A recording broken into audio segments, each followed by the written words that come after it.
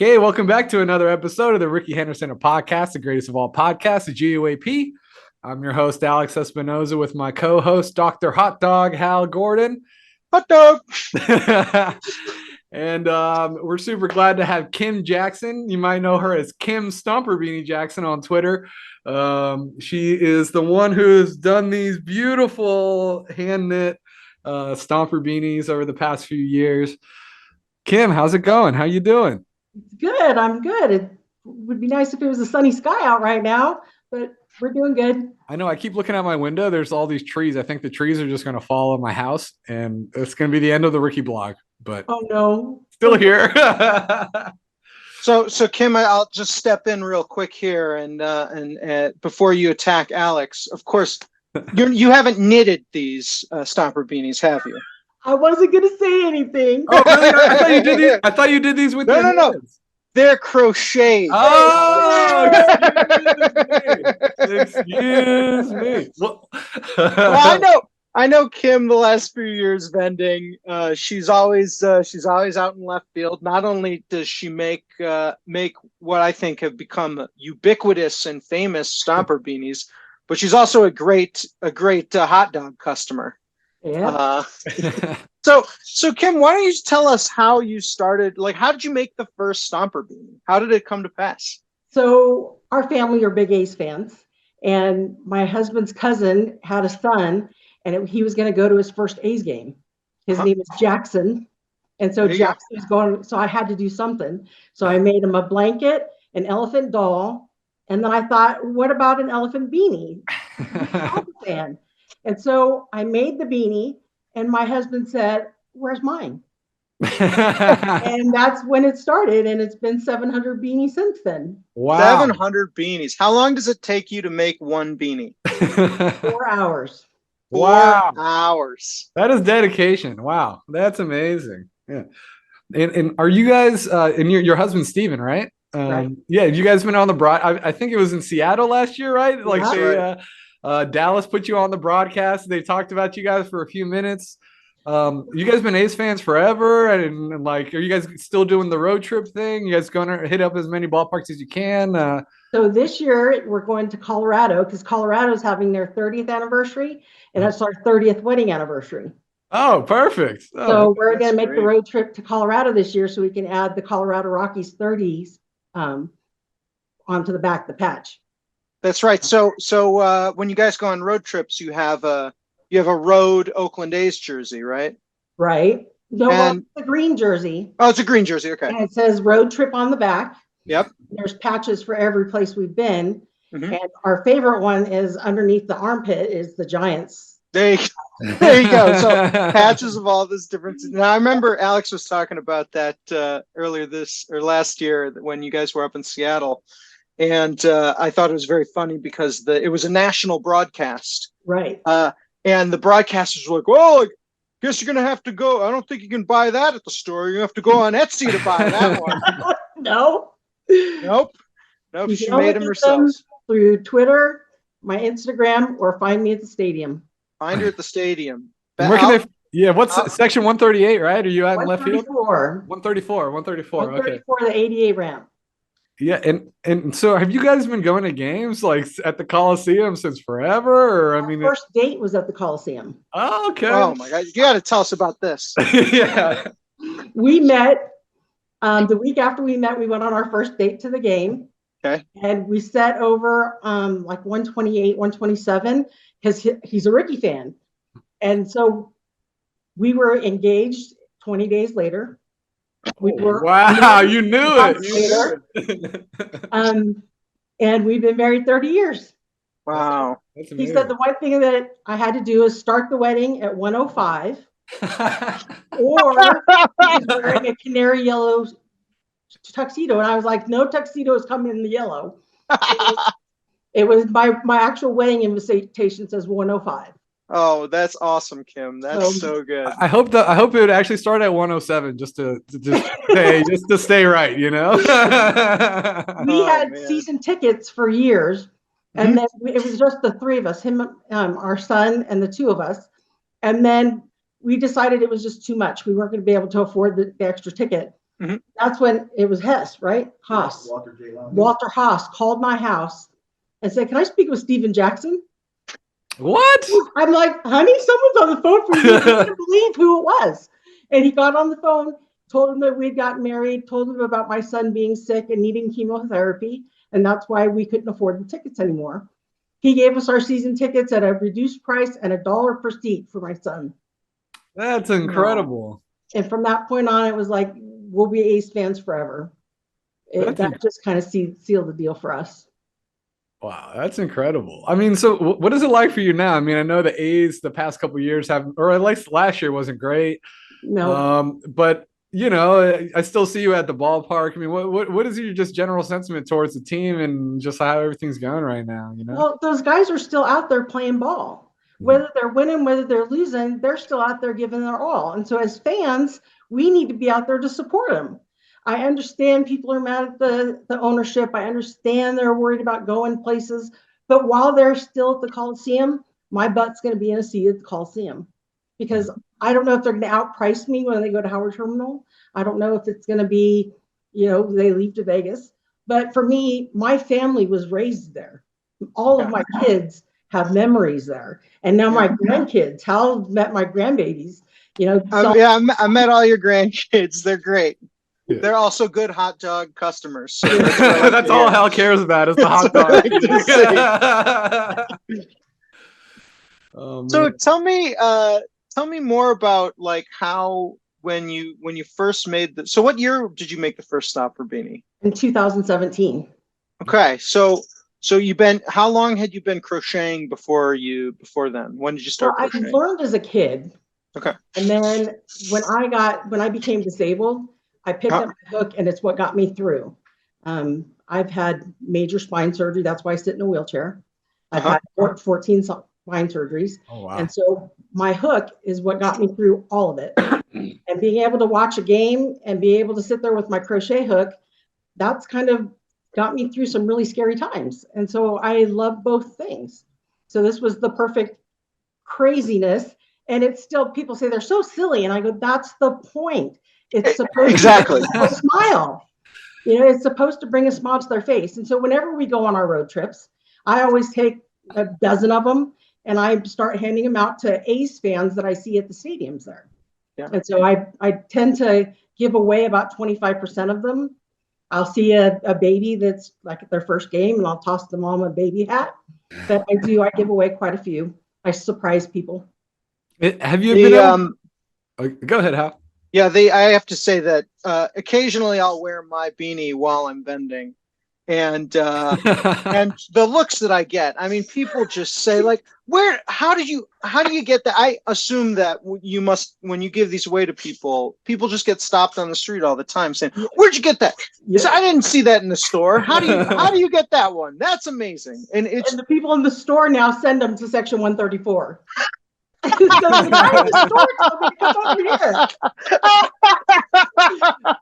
here. Kim, have you been able to like get one into the hands of an A's player or like, Absolutely. Chris Davis was my first one. Uh-huh. He actually contacted me when he was on Instagram and wanted a pair of A's slippers that looked like Nikes. And so can you make this? He said, and I was like, a kid, right? I think I can make it. Yeah, and so I made him the slippers. Oh my God. Then he found out he was having his first baby. And so I made him a baby Afghan and a beanie for the baby. And he was like, well, what about me? So one for him, one for the baby, and the baby blanket. And since then, many of the players, every time a baby's born, last year, the wives contacted me about giving a blanket and a beanie. And so this year I just found out Kemp is expecting, so he'll probably be the next one that gets one. But we gave one while we were in Seattle to Katse, and he just laughed. And I'm like, you could give it to your kid. You don't have to wear it. That's amazing. The manager of the A's has your beanie. That's so cool. when Chris was there and Dave Cabell, Steve said to show you that it won't show in the picture. Mm-hmm. I'll have to send it to you. A picture of Chris Davis holding up his blanket. Oh, that's so cool. But Cal has one. G.O.A.P has one. Braden wears one pretty regularly. All of his family. Yep.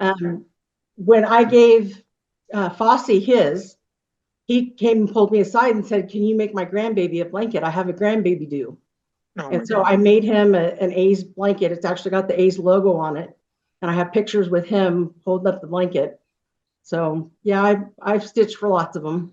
That's so cool. That's amazing. I just want to come in here and quickly say now. So you said you've made 700 Stomper Beanies, Yep. and it takes you four hours. Yes. So obviously, at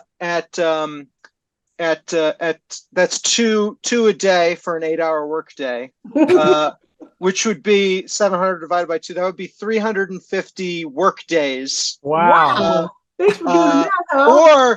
Or if you didn't sleep or take weekends, you've spent 116 days crocheting Stomper Beanies. That's incredible. Wow. Last year, the yarn I crocheted was 43 miles worth of yarn. yarn. My 43 miles. 43 miles of yarn. Oh my God. So at this point at the arts and crafts store, are you just like a well-known celebrity? Does everybody, whenever you roll in there? Buy it in bulk online now. Oh, okay. Where I can get it at a better price, but the price has gone way up on yarn. So, but yeah, it's a lot of fun. My garage is packed with yarn all the time.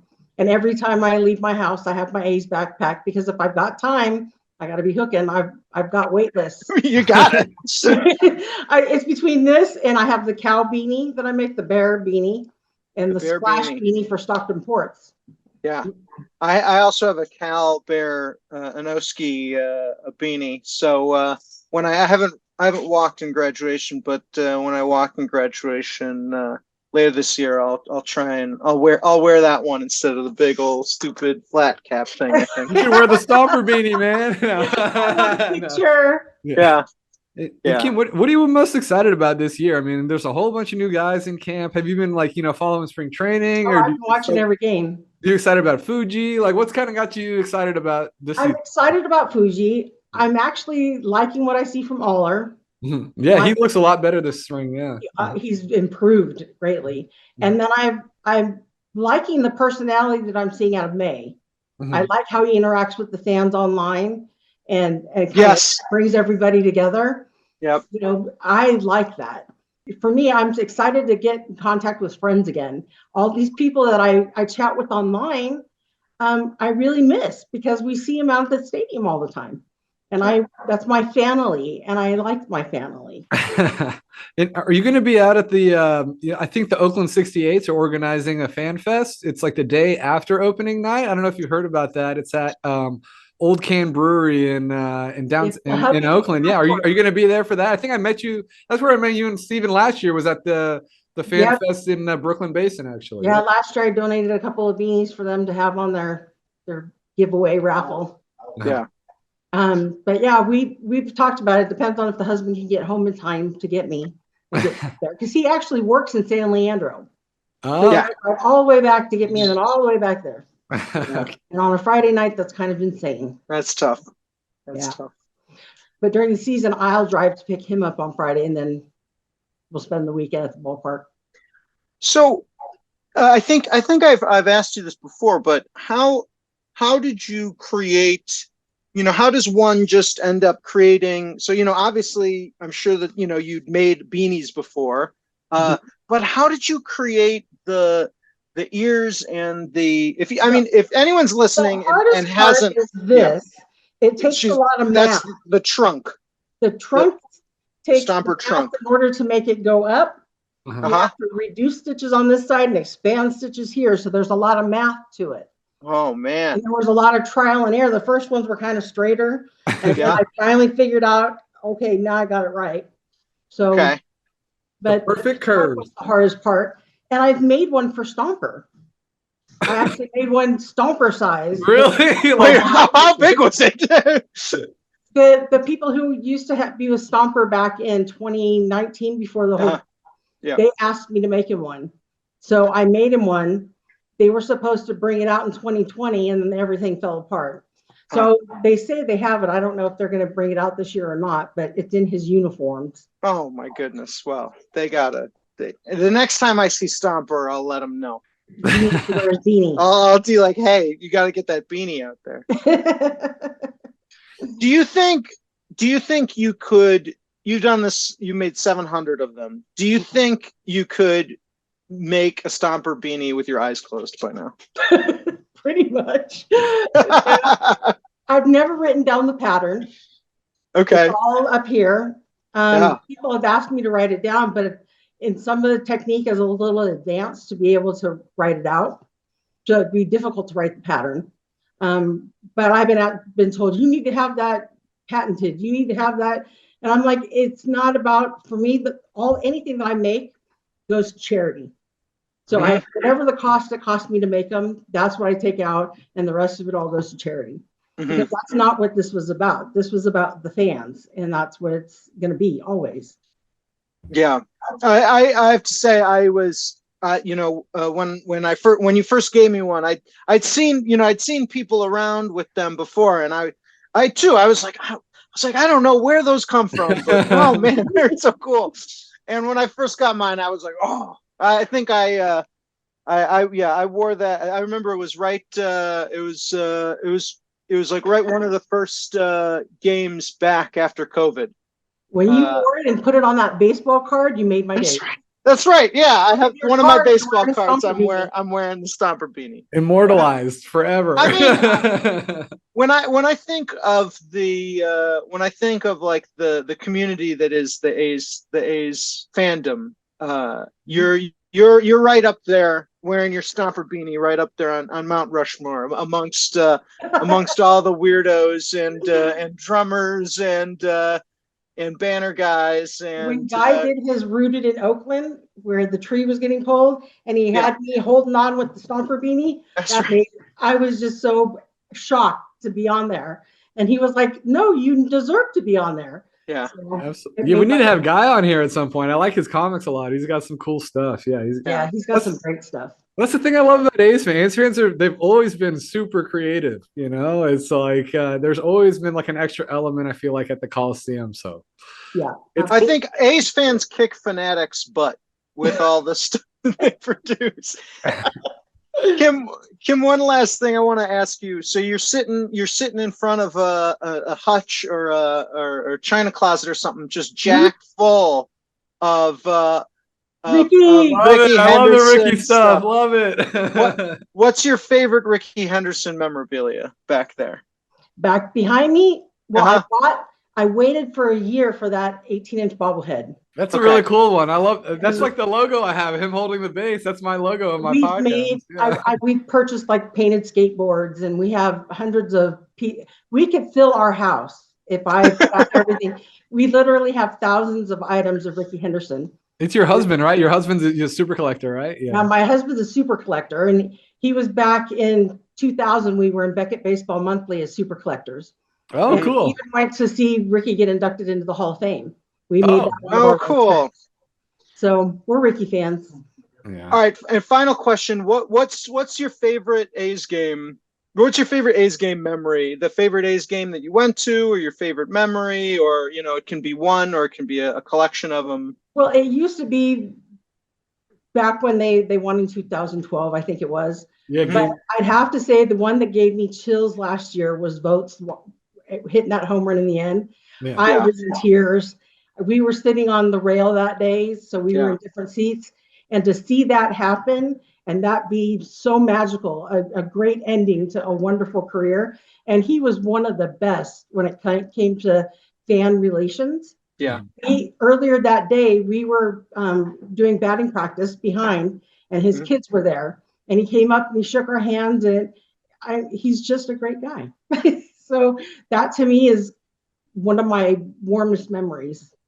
It was a lot of fun. I think, I think especially knowing that season had just been, so frustrating for all of us. It was sort of, it was like our World Series there, right? That was the thing. We were like, let's just let Voter off great. We just needed something good in order to uplift us through the off season. That was great. Yeah, and his kids announced it and everything. That was a really, really cool moment. Yeah. Yes. His home run against the Yankees, that was really cool too, to tie it up in August or whatever. Yeah, that was pretty amazing moment too.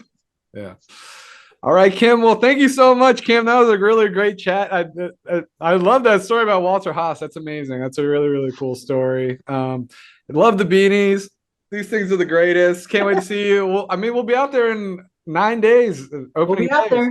Yeah. I'll be out there Sunday. Depending on when this releases, yeah, it'll be a lot less than that probably. Oh yeah, we'll be there soon. We'll be there soon. All right. Thank you so much. Guys, I Thanks, really Kim. appreciate it.